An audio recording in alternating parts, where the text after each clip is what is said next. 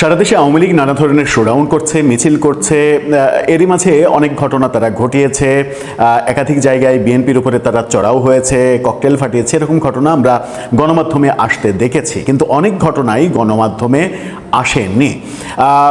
বিভিন্নভাবে পুলিশের বিভিন্ন সূত্র দিয়ে দাবি করা হচ্ছে যে আওয়ামী লীগ শেখ হাসিনা ফেরার ঘোষণা করার পরে তারা সারা দেশে প্রতিনিয়ত প্রায় প্রতিদিন ২৭ থেকে ৬০টি মতো করে ঝটিকা মিছিল, শোডাউন এগুলো করছে, যে সংখ্যা গতকালকে আরও অনেক বেশি বেড়েছে। যদিও গতকালকে আমরা ৩-৪টা ঘটনা গণমাধ্যমে আসতে দেখেছিলাম, তার একদিন আগে মহাখালীতে এবং গণভবনের সামনে, বিশেষ করে মহাখালীতে যে ঘটনা ঘটেছিল ককটেল ফাটানো, সেটা বেশ চাঞ্চল্যের সৃষ্টি করেছিল এবং এক নারী কর্মী হেনস্থা হওয়া, সেটাও বেশ চাঞ্চল্যের সৃষ্টি করেছিল। একজন সাংবাদিক দাবি করছেন যে পরিমাণ খবর গণমাধ্যমে আসছে তার চাইতে বহুগুণ ঘটনা ঘটছে যেটা পুলিশের নথিতে রয়েছে। এই ঘটনা যেমন আলোচনা হচ্ছে সেটা আপনাদেরকে বিস্তারিত জানাবো। পাশাপাশি আরেকটা ব্যাপার প্রচার করা হচ্ছে, সেটা হচ্ছে যে বিএনপির পক্ষ থেকে আওয়ামী লীগকে বেশ কিছু প্রস্তাব দেওয়া হয়েছে এবং সেই শর্তগুলো যদি তারা মানে তাহলে তাদের রাজনৈতিক যে নিষেধাজ্ঞা, সেই নিষেধাজ্ঞা তুলে নেওয়া হবে। যদি এরকম প্রস্তাব দেওয়া হয়ে থাকে তাহলে প্রস্তাবের জবাবে আওয়ামী লীগ কি জানিয়েছে। দর্শক, বলছিলাম আওয়ামী লীগ নানা ধরনের কর্মসূচি করছে, যেগুলো গণমাধ্যমে উঠে আসছে সেগুলো আমরা জানতে পারছি, কিন্তু গণমাধ্যমে বহু ঘটনা উঠে আসছে না, এমনটা দাবি করা হয়েছে। আমরা দেখেছি যে গত রাতেই কাজী রুনা, একজন সাংবাদিক, অনলাইন কন্টেন্ট ক্রিয়েটর, তিনি পুলিশের বরাত দিয়ে দাবি করছেন যে আওয়ামী লীগ সভানেত্রী শেখ হাসিনা ফেরার ঘোষণার পর সারা দেশে আওয়ামী লীগের শোডাউন গড়ে ২৭ থেকে ৬০টি মতো করে প্রতিদিন শোডাউন হয়েছে। এটা কিন্তু একটা বড় তথ্য। তিনি দাবি করছেন যে এটা পুলিশের যে গোপন তথ্য, সেই তথ্য তিনি জেনেছেন। এবং তিনি আরও দাবি করছেন যে গতকালকে ১৯ জুন এই ১৯ জুনেই সারা দেশে ৭৭টি ঘটনা ঘটেছে। গতকালকে আমরা গণমাধ্যমের বরাত দিয়ে বেশ কিছু ২-৩টা খবর আপনাদেরকে জানিয়েছিলাম। রাজধানীর পল্টন সহ একাধিক জায়গায়, ওদিকে ফেনীতে, মাদারীপুরে এই ঘটনাগুলো আমরা গণমাধ্যমে দেখেছি, কিন্তু গণমাধ্যমে যেগুলো আসেনি সেগুলোর পরিমাণ এত বেশি সেটা হয়তো আমরা ভাবতেও পারছি না। এত বেশি হওয়ার পেছনের কারণ কি? তাহলে কি আওয়ামী লীগের সভানেত্রী দেশে ফিরছেন এই ঘোষণার পরে আওয়ামী লীগের নেতাকর্মীরা সারা দেশে অনেক বেশি উজ্জীবিত হয়েছে এবং এই ঘটনাগুলো ঘটাতে গিয়ে তারা নতুন নতুন মামলায় জড়িয়ে যাচ্ছে, গ্রেপ্তারের মুখোমুখি হচ্ছে এবং অনেকে কারাগারে চলে গেছেন। এরকম ঘটনাও আমরা দেখছি। যদি গতকালকে ১৯ জুন একই দিনে ৭৭টি এরকম ঘটনা ঘটে, তাহলে পুলিশের যে গোপন নথি ২৩ জুনকে কেন্দ্র করে আওয়ামী লীগের একটা বড় পরিকল্পনা আছে। বৈষম্য বিরোধী ছাত্র আন্দোলন কিংবা এনসিপি নেতাদের তারা টার্গেট করতে পারে। এই ব্যাপারগুলো যেগুলো পুলিশের গোপন ইনফরমেশনে উঠে এসেছে, সেটা নিয়ে উদ্বিগ্ন হওয়ার যথেষ্ট কারণ রয়েছে। আবার গতকালকে আমরা দৈনিক কালবেলার একটা রিপোর্ট নিয়ে আলোচনা করেছিলাম, যেখানে দাবি করা হচ্ছে যে আগস্ট মাসকে কেন্দ্র করে আওয়ামী লীগ একটা বড় পরিকল্পনা করছে। কাজী রুনার এই তথ্য, যদি পুলিশের ভেতরের তথ্য হয়, অরিজিনাল তথ্য হয়, তাহলে এতে সরকারের উদ্বিগ্ন হওয়ার যথেষ্ট কারণ রয়েছে। এটা যেমন একটা দিক। আরেকটা দিক হচ্ছে আওয়ামীপন্থী কিছু কিছু অনলাইন প্ল্যাটফর্ম, তারা একটা ব্যাপার গতকালকে থেকে, গত রাত থেকে প্রচার করা শুরু করেছে। এটা আমাদের চোখে পড়েছে। সেই ব্যাপারটা হচ্ছে যে বিএনপি সরকারের পক্ষ থেকে আওয়ামী লীগের কাছে বেশ কয়েক দফা প্রস্তাব দেয়া হয়েছে এবং সেই প্রস্তাবগুলো যদি আওয়ামী লীগ মানে, তাহলে আওয়ামী লীগের উপরে যে কার্যক্রম নিষেধাজ্ঞা রয়েছে, সেই কার্যক্রম নিষেধাজ্ঞা তুলে নেওয়া হবে। যে প্রচারগুলো করা হচ্ছে, সেই প্রচারগুলো মধ্যে যেটা রয়েছে বিএনপির প্রস্তাব, আগামী ৫ বছর আওয়ামী লীগকে বিএনপির নির্বিঘ্ন ক্ষমতায় থাকার নিশ্চিত করতে হবে। অর্থাৎ ক্ষমতার প্রশ্নে তাদেরকে সরকার পতনের কোনো আন্দোলন করা যাবে না। কৌশলগত যে সমীকরণ, মাঠে ফিরে আওয়ামী লীগকে রাজনৈতিকভাবে জামাত ইসলাম এবং এনসিপিকে মোকাবেলা করতে হবে, এটা একটা শর্ত। আইনি শর্ত, যেটা শর্ত মানলে আওয়ামী লীগের উপর থাকা সব আইনি ও রাজনৈতিক বাধা দ্রুত তুলে নেওয়ার আশ্বাস বিএনপির। কিন্তু এই প্রস্তাবগুলো দেয়া হয়েছে, এই দাবি আওয়ামীপন্থী অনলাইন প্ল্যাটফর্ম থেকে যেমন দাবি করা হচ্ছে, তেমনি আবার এই দাবিও করা হচ্ছে যে এই প্রস্তাবের প্রেক্ষাপটে শেখ হাসিনা সম্পূর্ণভাবে এই প্রস্তাব প্রত্যাখ্যান করেছেন। তারা বলছেন, তারা দাবি করছেন যে কোনো বিশেষ শর্ত বা সমঝোতা নয়, নিজস্ব সাংগঠনিক শক্তিতেই ফেরার পক্ষে আওয়ামী লীগের সভাপতি।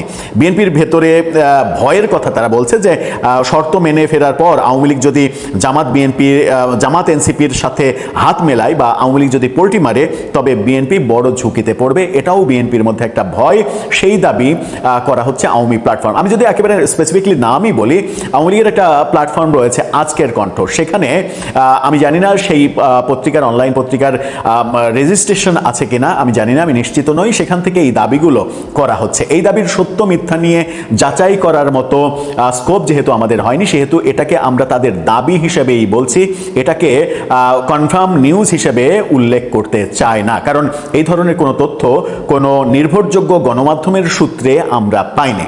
এটা আমরা এখন পর্যন্ত এটা ধরে নিতে চাই যে এটা আওয়ামী লীগের রাজনীতির এক ধরনের অ্যাক্টিভিজম। তারা এই অ্যাক্টিভিজমগুলো করে বিএনপি সরকারকে একটু দুর্বল, জনগণের কাছে দুর্বল হিসেবে উপস্থাপন করা।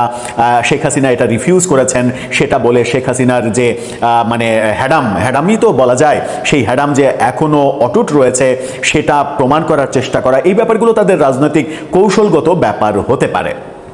কিন্তু যদি এটা সত্য হয় কিংবা এর আংশিকও সত্য হয়, কিছুটা আভাস ব্যাপারটা এরকম, আমরা একাধিক ভিডিওতে এই প্রসঙ্গে একটু কথা বলেছিও যে আওয়ামী লীগ এই মুহূর্তে বিভিন্ন ধরনের এই যে পুলিশের মধ্যে যে উদ্বেগ, যে 23 জুন কেন্দ্র করে তাদের একটা পরিকল্পনা রয়েছে, এই যে উদ্বেগ, আবার কালবেলার রিপোর্ট যে আগস্টকে কেন্দ্র করে একটা বড় পরিকল্পনা রয়েছে, সেগুলো করাটা আওয়ামী লীগের জন্য লাভজনক।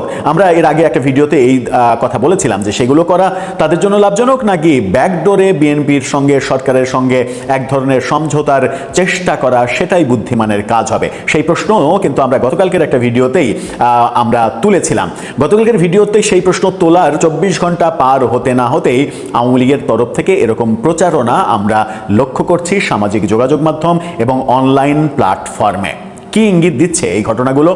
বিশেষ করে পুলিশি তথ্য যদি হয় যে 27 থেকে 60টি করে গড়ে শেখ হাসিনা ঘোষণার পরে সারা দেশে শোডাউন হয়েছে, 19 তারিখেই 77টি শোডাউন হয়েছে, এই ঘটনাগুলো যদি সত্য হয়, তাহলে 23 তারিখ নিয়ে পুলিশের যে উদ্বেগ, আগস্ট মাস নিয়ে কালবেলার যে রিপোর্ট, এই রিপোর্টের বাস্তবতা একটু আধটু হলেও থাকতে পারে। সেই ক্ষেত্রে পুলিশ আরও সচেতন হবে এবং পুলিশ সচেতন হওয়ার পাশাপাশি আওয়ামী লীগের প্রতিও আমরা মানে আহ্বান জানাতে পারি যে আপনাদের কোনো আন্দোলন কিংবা কোনো আয়োজনই যেন সংঘাতময় না হয় এবং দেশটাকে বিশৃঙ্খল পরিবেশের দিকে নিয়ে যাওয়ার কোনো প্ল্যান যেন আপনারা না করেন, কারণ দিন শেষে জনগণ তাদেরই সমর্থন করে যারা জনগণের কথা ভেবে জনগণের ভোগান্তি হবে না এরকম উপায়ের রাজনীতি করার চেষ্টা করে।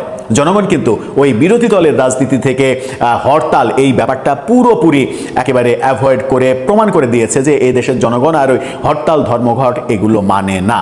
দর্শক, আপনার কি মনে হয় যে দুটো গুরুত্বপূর্ণ পয়েন্ট নিয়ে আলোচনা করলাম, সেই দুটোর বাস্তবতা আছে বলে কি আপনি মনে করেন? বাংলাদেশ থেকে প্রতি বছর যে পরিমাণ অর্থ বিদেশে পাচার হয় তার একটি বিশেষ অংশ সুইজারল্যান্ডের ব্যাংকগুলোতে গচ্ছিত থাকে। তার কারণ পাচারকারীদের জন্য সুইজারল্যান্ডের ব্যাংকগুলো খুবই নিরাপদ। এই ব্যাংকগুলো থেকে তথ্য সহজে অন্য কোথাও প্রকাশ পায় না বা তারা কোনো তথ্য দেয় না। এটি অনেক পুরনো কথা, এটি আমরা সবাই জানি।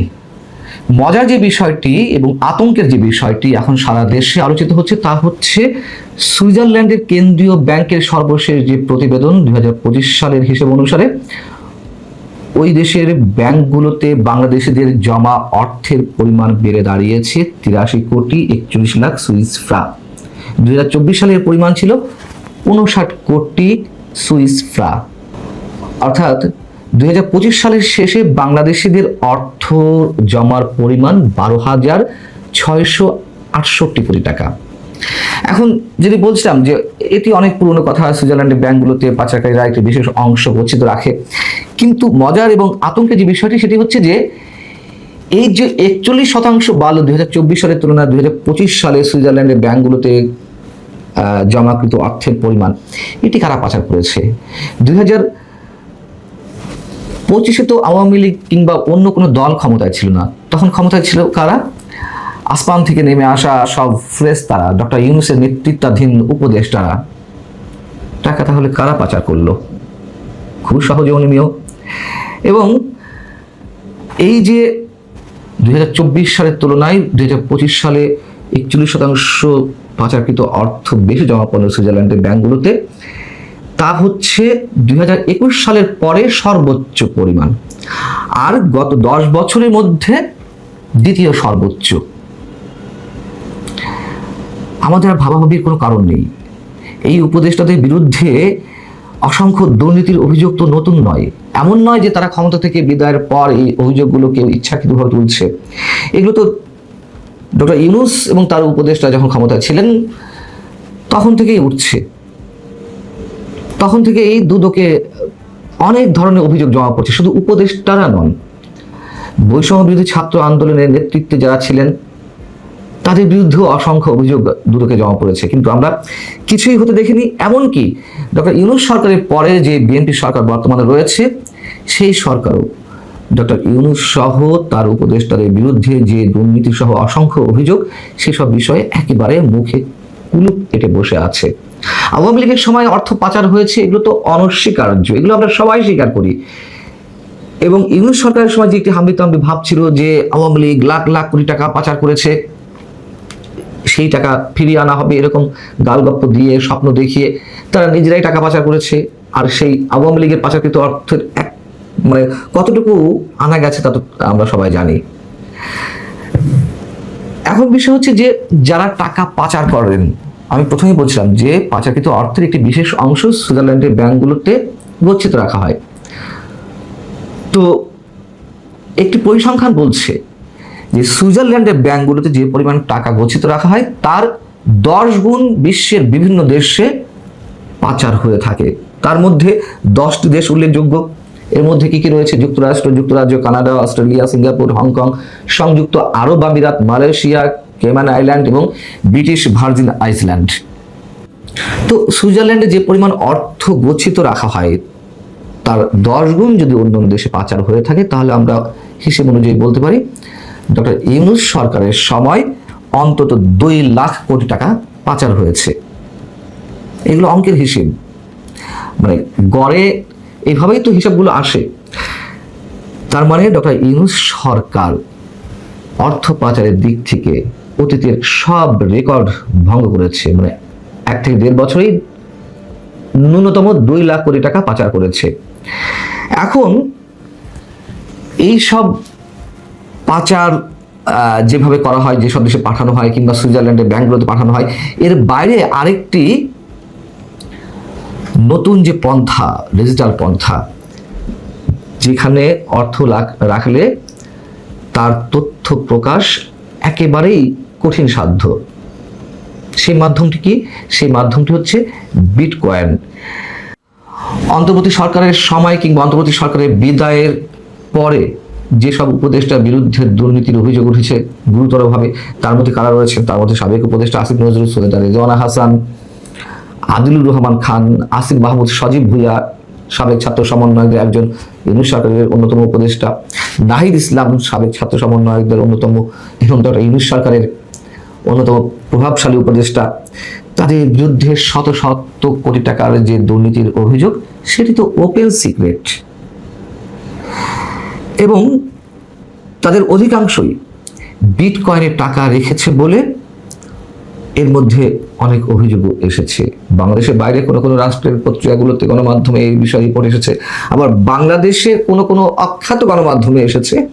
তবে রিউমার স্ক্যানার, তথ্য যাচাইকারী প্রতিষ্ঠান, তাদের কেউ কেউ তথ্য যাচাই করে দেখেছে না, যেগুলো প্রকাশ পেয়েছে বিটকয়েনে অর্থ রাখার যে হিসেবগুলো প্রকাশ করা হয়েছে সেগুলো ভুয়া। আচ্ছা, ওইগুলো না ভুয়া, আমি প্রথমেই বলেছি বিটকয়েনের হিসেবগুলো সেভাবে প্রকাশ পায় না, কিন্তু বিটকয়েনে যে টাকা রাখা হচ্ছে এটা তো চরম সত্য কথা। এতে মিনিমাম কোনো ভুল নেই, যারাই রাখুন না কেন। বিটকয়েন কি? বিটকয়েন হচ্ছে এক ধরনের ক্রিপ্টোকারেন্সি বা ভার্চুয়াল মুদ্রা। ইন্টারনেটের মাধ্যমে এই মুদ্রার লেনদেন হয়। ইউনূস সরকারের যেসব প্রভাবশালী ব্যক্তির বিরুদ্ধে এই অভিযোগটি উঠেছিল যে তারা বিটকয়েনে অর্থ জমা রাখছে, তাদের মধ্যে উল্লেখযোগ্য কে কে ছিলেন? তার মধ্যে ডক্টর ইউনূস বা সাবেক প্রধান উপদেষ্টার সাবেক প্রেস সচিব শফিকুল আলম, তার নামে নাকি বিটকয়েনে যে অ্যাকাউন্ট রয়েছে সেখানে 93.06 বিটকয়েন রয়েছে, যার বাজার মূল্য $10 মিলিয়ন বা 100 কোটি টাকা। নাহিদ ইসলামের নামে থাকা অ্যাকাউন্টে 204.64 বিটকয়েন থাকার অনেকে দাবি করছেন, যার মূল্য বাংলাদেশি টাকায় 220 কোটি টাকা।